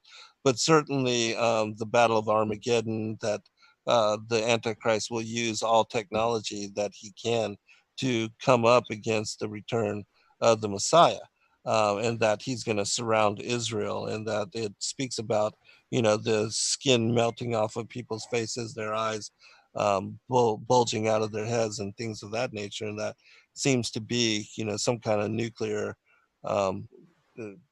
happening. But with regard to, if you watch CNN, it's coronavirus. Yeah. Right. Yeah. Well, listen, Robert, I love you, brother, but we've got a half hour left. We got 9 people waiting. All right, man. Thanks for your call. I appreciate you calling in. We'll talk to you soon. Tell your son hi. I saw your son in the chat. Oh, and my girl says that you've got a sweet pool, and it is beautiful. God bless. Talk to you soon. Thank you. God bless. All right. Let me just do a couple of quick thank yous from the audience. Let's see. Denise says she's not calling in tonight. I've got too many questions and comments. It would be a show in itself, but thoroughly enjoying Zen Garcia's insights. What are Zen's thoughts on the missing 14 books that were taken out of the Bible? Do you have any quick, succinct thoughts on that, or is that something? They're not missing. They're just simply the Apocrypha. And the original King James was an 80-book canon, and they did remove them when they created the printing press, because they didn't want to have to publish the King James Bible that thick. And they edited for ease of printing. Okay. Exactly. Yes. All right. Michael Cole says, I have info to share. Well, let's see if Michael, if you're on the phone, and we'll take your call next. Here he is, Michael Cole, the inventor of the one flush toilet. You guys, this is a very intelligent gentleman in his own right. Michael invented a toilet that can be 3D printed and only uses 1 cup of water to flush, and it's effective. So we've talked about this a couple of times on email, but Michael, are you there? Yes, I am, Red. Welcome back to the show, buddy. Oh man, it's been a while, but shoot, I got so much to share. It would be a show in itself, but yeah, I love the show so far. It's awesome. So to me, I am a Christian. I got to start off with that, but I know that to do the whole pitch of the toilet thing, I don't want to talk about that right now. We'll do an interview for that later. But anyway, okay. So the Bible to me, even though that I am a Christian, the Bible to me is Swiss cheese. Swiss cheese. It is filled with so many holes. It is unbelievable. So, I mean, I can even talk about David in the lion's den, where, how he actually survived in the lion's den was he actually covered himself in oil. Oil is unscented to humans, but to animals that he won't be smelled. Moses going up to the top of the mountain to bring down the tablets for the 10 Commandments is extremely similar to how the Mormons actually got started. Wasn't it Jebediah Smith or whatever that went and found some tablets, and then nobody else could see the tablets? Well, Moses did the same thing. He's like, I got some commandments here from God, and all you guys are worshiping an idol, and then, I'm going to smash the tablets so nobody else can see them. Oh, wait a minute. Is that not the same exact story of how the Mormon religion got started? Well, it's almost like history is repeating itself. To be fair, it did come after. But Zen, obviously, the books of the Bible, we know that they've been edited over time. Some have been taken out. What can we say for people who doubt it simply based upon things that are don't make logical sense the way that they're written? Well, yeah, I do believe without a doubt that much has been edited, especially the names of the Most High God, the Father, and the Son as well. My son just recently did a book called The Word of the Lord, and he shows how in the Aramaic Targum, you have the translation for the Word of the Lord found 219 times in the first 5 books of Moshe in the Pentateuch. But in the King James, there's only 11 mentions of the Word of the Lord. And so over 200 times, the word of the Lord, which we know is Christ, and his relationship with the patriarchs and Israel has been removed. And so, yeah, there is much that has been redacted, even in the Targum, which if you don't know what the Targum is, it's the Aramaic translation, the first translation of the Hebrew Torah into a different language, in this case, Aramaic, and it dates back to the diaspora, when the temple was rebuilt in the 4th and 3rd century BC. And so it's the oldest translation, and we have an English translation of this Aramaic that is 2,000 years older than the King James. And when you read and study from this particular rendition, you get great insight into a lot that is ambiguous within the King James. And so I recommend people check out these translations, and you'll see that even serpent seed is found within these scriptures and is knowledge that was once commonplace. And so, yeah, there's a lot of things. But I would also say that the King James is without a doubt inspired, and this was proven by Ivan Panin, who did and shows that mathematically it had to have been inspired by God in order for it to be mathematically encoded with the formula that he's able to bring forth. And then another friend of mine, Bill McGregor, he shows that the 66 books of the King James Version of the Bible are matching in word the 66 books of the chapters of Isaiah, and that it's only the King James that, again, shows this inerrancy and this inspired divine providence. And so even though, yes, it has been altered, it has been redacted, it has been changed, misconstrued, misinterpreted, it still is the word of God and can be trusted as being 100% prophetic. Michael, sometimes you have to just continue to have a little bit of faith, and it'll carry you through. But I also think you should go to Zen's website and check out his books. It's an incredible library of material. Oh, absolutely. Yeah, and you almost have to have faith. I mean, even with the story of Jonah getting eaten by the whale or the fish, it was my dad that actually pointed this one out, is that Jonah was inside of a stomach for 3 days. So what would you look like after you exited a stomach from 3 days? You would look like death rolled over. Yeah. Those people, they were like, okay, this guy says he saw God. Yeah, he definitely saw God. Just by looking at him, he would look like a walking skeleton, a walking corpse. So, even Shadrach, Meshach, and Abednego, there are parts of the Bible that, you have to believe in faith. So, yeah, I am still a Christian, but I definitely know that the Bible is full of holes.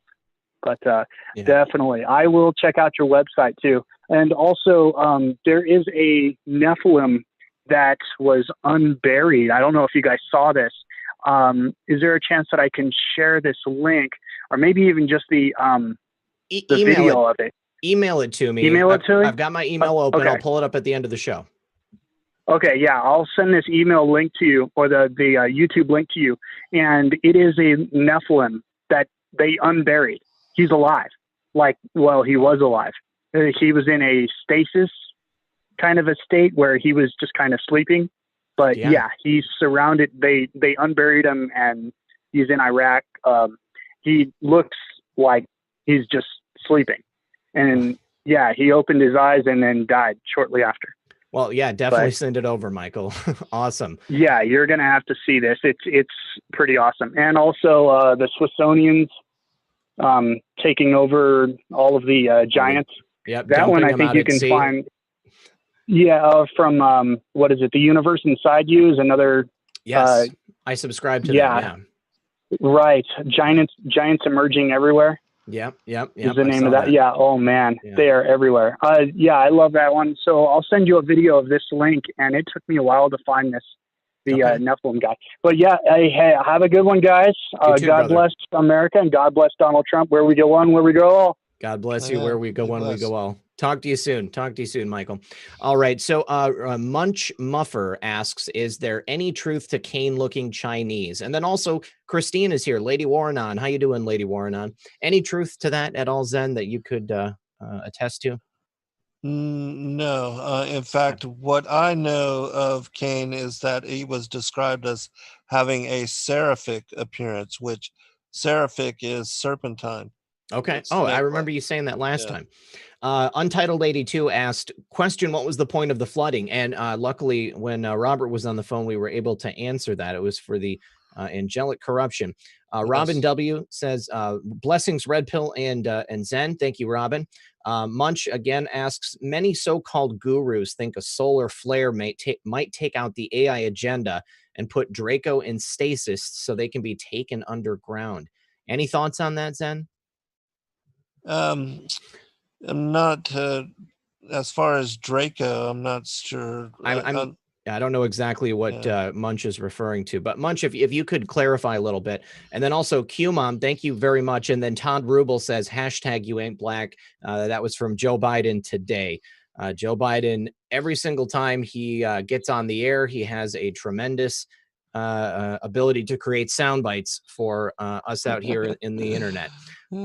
Katie Osmond is on the phone now. We're just waiting for her to get her microphone on. Katie, are you there? I am here. Excellent. Welcome back, Katie. How are you? I'm good. How are you doing? I'm doing well. What's your question or comment for Zen? Well, first of all, I wanted to say thank you. And, I kind of like, Jason, that was really good. Jason Hill. Yeah. bringing up some good questions. But here's my thing. Zen, I was wondering, everybody has an interpretation of Q, and mostly it's talked about in biblical terms. And we're going to leave that alone, right? Because everything will blow up. But Sure. Zen, are you familiar with Q? The lost. The Gospel of Q. Yeah. No. The teachings of Jesus Christ. No, I'm not. Okay. Yeah, that's something that I have. I mean, I've seen the book itself. I've never been able to read it, but apparently it's been around for a long time, and I know other people who have read it. But that was actually something I was going to ask you, Zen. I mean, it's teachings of Q. Yeah, the lost. I believe it's called the Lost Gospel of Q. If you go on Amazon or something, then you can find the book rather quickly. But I would love for you to check that out. And then, I definitely will. Yeah. Katie, what do you know about it? Well, basically, it is the lost teachings that were withheld from Jesus Christ. Of course, we know Jesus Christ was about knowledge and ascension. It's a connection between the mind and the heart, which is to help you ascend to heaven. But he was trying to teach us how to be as God intended us to be, the Father. Mm-hmm. And I just, it's controversial for everybody, I think, because some people are like, oh, well, they found these actually buried, and they were brought forth. So there's a gentleman on there, his name is Tom something or another, and they wrote and they put everything together. The beautiful thing is it matches up with actual scripture in the sense of the original Hebrew Bible and then King James Version Bible. And everything matches up like exactly. So that's pretty cool. Well, yeah, Zen, please, if you can look into it, and I've got it here. I will definitely order it. Awesome. Thank you so much. All right. Well, Katie, thank you so much for your call. I appreciate you. Yeah. Thanks for mentioning it. Yeah. Well, absolutely. Have a great night, you guys. You too. God bless. We'll talk to you soon. All right. Awesome. I'm so glad she brought it up because I wanted to mention it to you. Crypto Beatles asks, please ask Zen if the forbidden fruit Adam and Eve betrayed God by could have been sex. Where we go on, we go all. Also, he wants to talk to you more to maybe have a conversation with you. So I'd be happy to put you guys in touch. Robert's a great guy. He's got his own channel on YouTube. I've appeared on there before. But do you so what do you think about that, Zen? I mean, is it the literal fruit of the tree, or is it an allegory? Well, I believe that there was a literal tree and that they ate the fruit, which opened their eyes and was, almost like hallucinogenic in its properties. Sure. But that when they did so, as God said, they would, in the day that ye eat thereof, ye shall die. And so they came under the authority of death. They lost their bright nature. They were turned into animalistic, beastly nature, as we are now, and their genitals appeared. And then afterward, the serpent pounced upon Eve and corrupted her, sexually corrupted her, as Paul says, and that then she given the fruit to Adam. He repeated the act with her and impregnated her with Abel, which is again why we see in Genesis 3:15 that there's going to be enmity between the seed of the woman and the seed of the serpent. The seed of the serpent was Cain. The seed of the woman was Abel. Eve is called the mother of all living. Adam is not. And that when Abel was born and murdered by Cain, then 130 years later, they had a child named Seth, whose name means substitution, replacement, and compensation. And it is through Seth that the generations of Adam are then propagated. And we see that Cain and his first 10 generations are found in Genesis chapter 4, excluded and separated from Adam's line. Okay. All right. Thank you again, Robert. Josh Duckworth says End Times Fear Prawn is Schofield Bible, Kabbalist propaganda from them. Other than that, and the Trump hate, this guy's good. Yes, Zen, you have so much knowledge about so much stuff, and I respect your ability to have your own opinion, and I appreciate that you would be willing to come here. And share it with us. We've got our next caller on the line, but looks like the audio's not working. We're waiting for the microphone to work. Dude, it's been a while since you called in and you changed your name. And you look at all that beautiful vape juice in the background. Yeah. Well, listen, you go ahead and try to get your microphone working. I'll pull another caller in, and that'll give you some time to check it out. Sage Warrior is going to be our next caller. Let me see. Sage Warrior is coming in, and QPC AMD still can't hear you, buddy. It's okay. I'm sure you'll get it working in just a moment. But Sage Warrior is now on the line. We're just waiting for Sage Warrior's audio to connect. While we're still here, I just want to remind everyone that looks like QPC AMD is on the line. So go. What's up, buddy? How you been? I'm good. I'm good. This is literally my favorite subject. Really? Okay. I've been following the Archon information and stuff like that since like forever. Chuck Missler, Smith, everybody who's ever spoke about Rob Eva, you just mentioned Tom Horn and all the other people.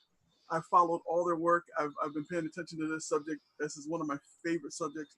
I may not agree with a lot of stuff that's being said by Zen, but Zen, your work is fantastic. I really want to research some of the stuff you've done because there's a lot there. I've never gotten into Serpent Seed. I want to check that out too.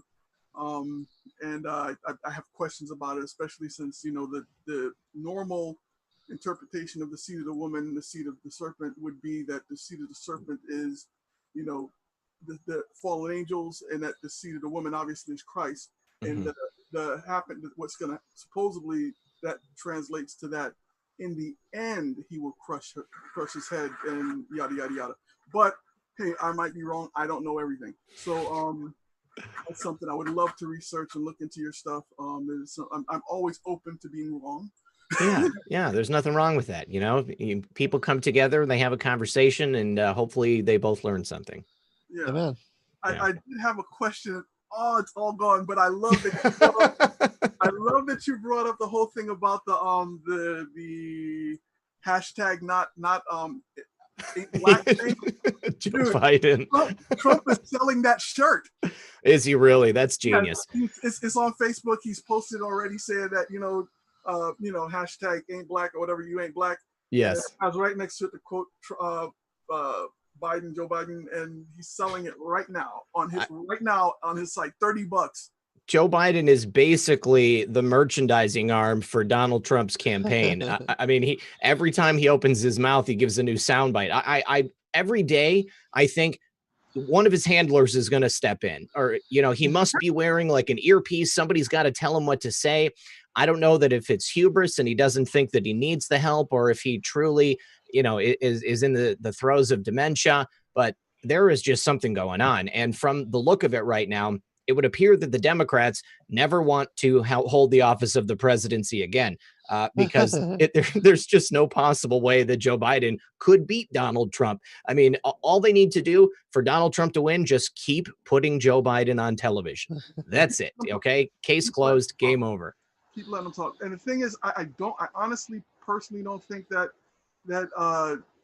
Joe Biden could possibly win. Mm-hmm. But the shenanigans that's going to happen. What they plotted the last time. That how they try, and especially everything for the large part of it, I believe, will be mail-in ballots, and they can really manipulate that. Trump's better get on that ball on the whole, the real ID thing as far as ID. He has to get on that. You brought up the Q thing. Someone else brought up the Q thing today, and I mentioned it before, but I don't quite trust the prophecies, because I don't think they're prophecies, because we do know what the Bible says about prophecies. Don't come true, then it's not from him. But again, I don't know all. I'm very open. I really dig the Q stuff. I see the validity and the good stuff in there. but I do think it's based in New Age, and I think I can't trust New Age at all. So that's just not. And when you hear him bring up that stuff, especially stuff like Nasara and stuff like that, as much as there's massive holes in Nasara. Please, can I please say this? Just one thing. Please go ahead. Okay. Go ahead. Nasara, if it's backed by gold, if it's money backed by gold, and it's in a trust, it only accumulates anything. Doesn't matter what it is. The only way it can accumulate any interest, thank you, yeah, is that it's turned into regular fake money.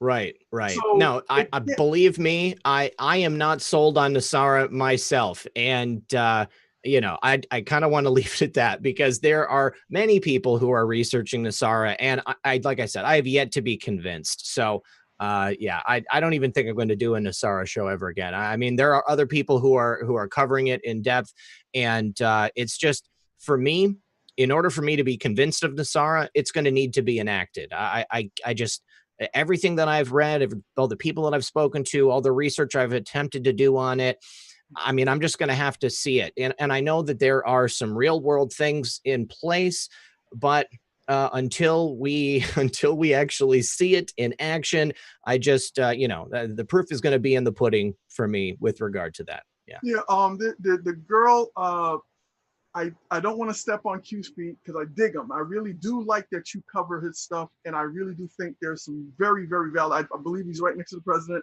I believe all that stuff.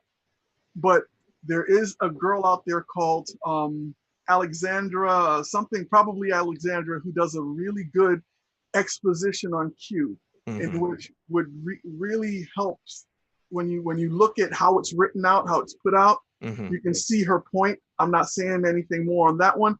And on the Book of Revelations, if you really want to I've studied the Book of Revelations probably more than anything else. Like I mentioned, Chuck Missler Smith, and people like whatever, you can name them. I've studied all their work, but the most concrete line that I've ever seen is one that me and my mom are going through right now. She's actually looking at it right freaking now. If I open my door, you would hear it. It's by Cornerstone. It's a Cornerstone Church, I believe.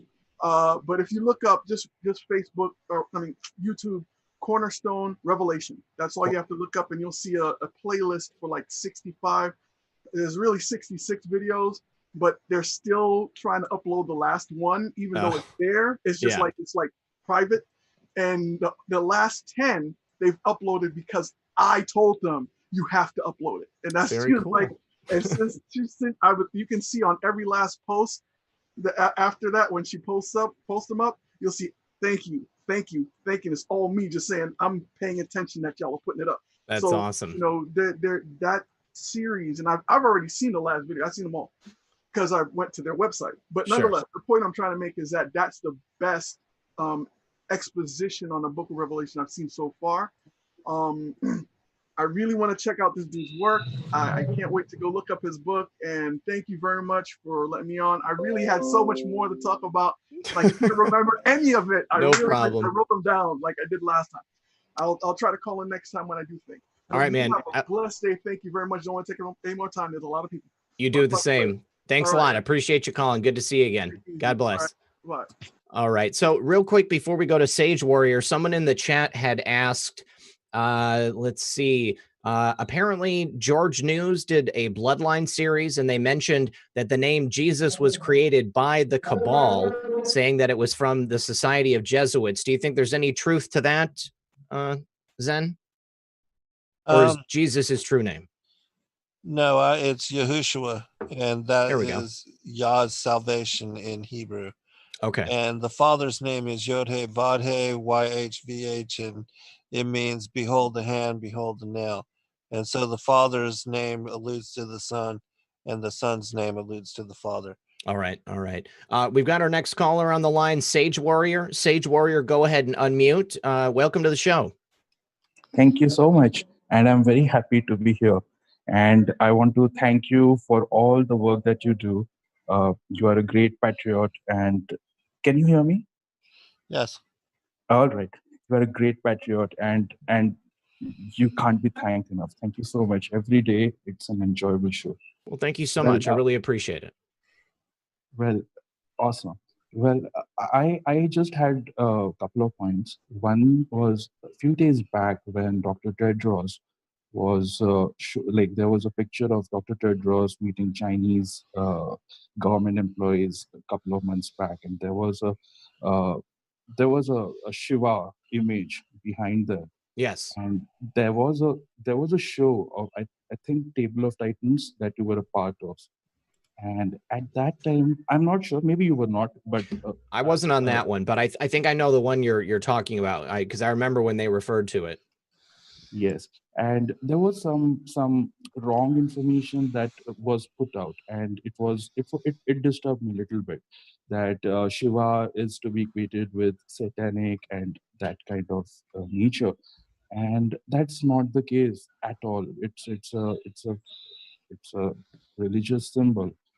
One more point to add is, India is the oldest living civilization on the planet.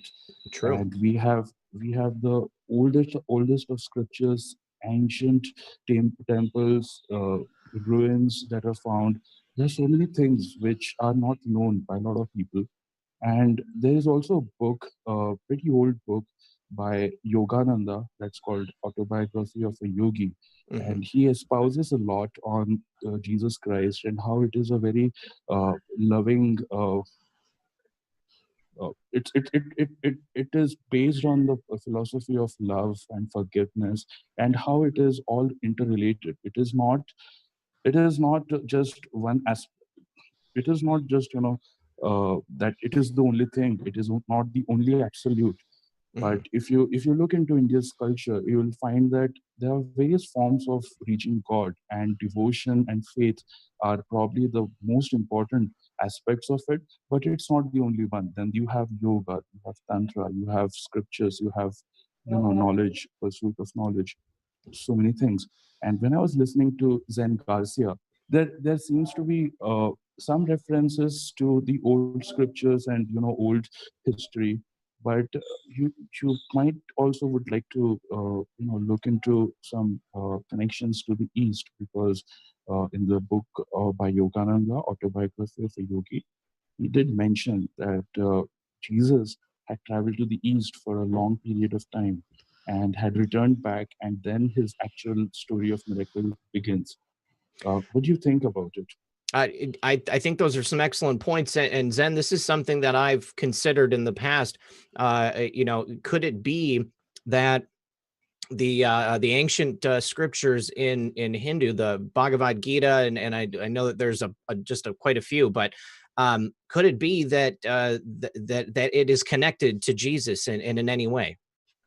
I do believe so. In fact, if you look at the ancient stories, there's always the account of the Father, the Son, and the Holy Spirit being the feminine, the motherly aspect of the Godhead, and that these truths are found and have been spread worldwide, and that even in India, they have aspects of this truth in the same manner that they have aspects of the deception as far as the connection to the fallen angels, that the pantheon of gods and goddesses, that's the discernment that one has to come to in understanding who the fallen angels are and how they changed, manipulated, and distorted what was the original truth, which again is the Godhead as far as the Father, Son, the Holy Spirit.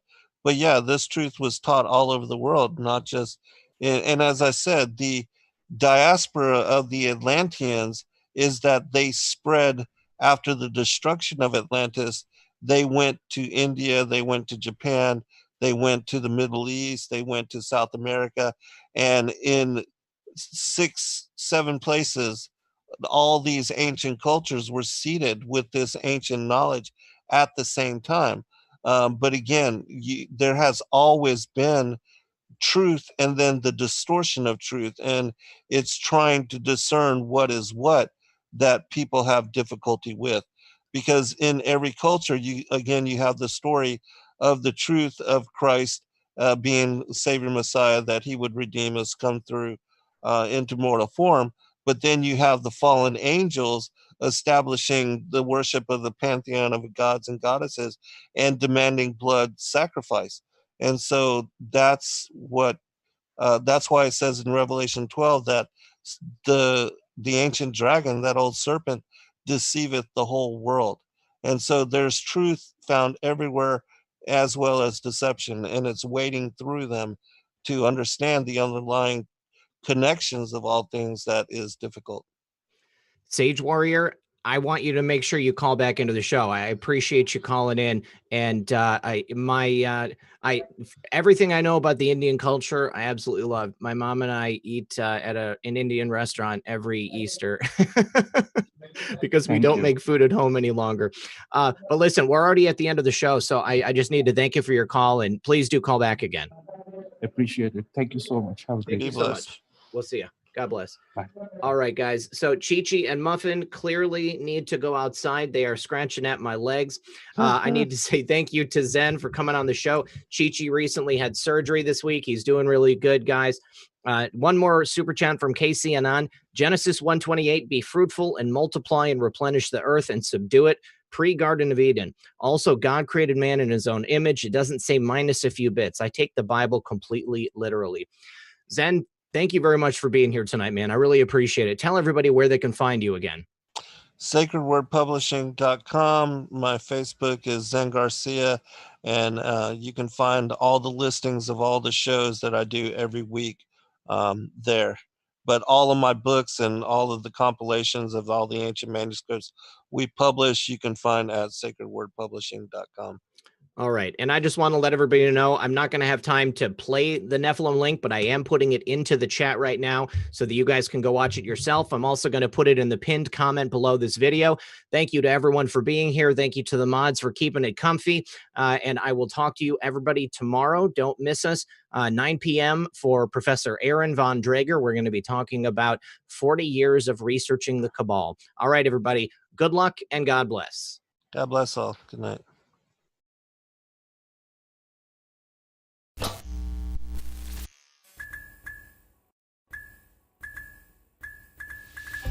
Thank you, everybody, for joining us for this video and this broadcast. We appreciate all of you and thank you for your patronage.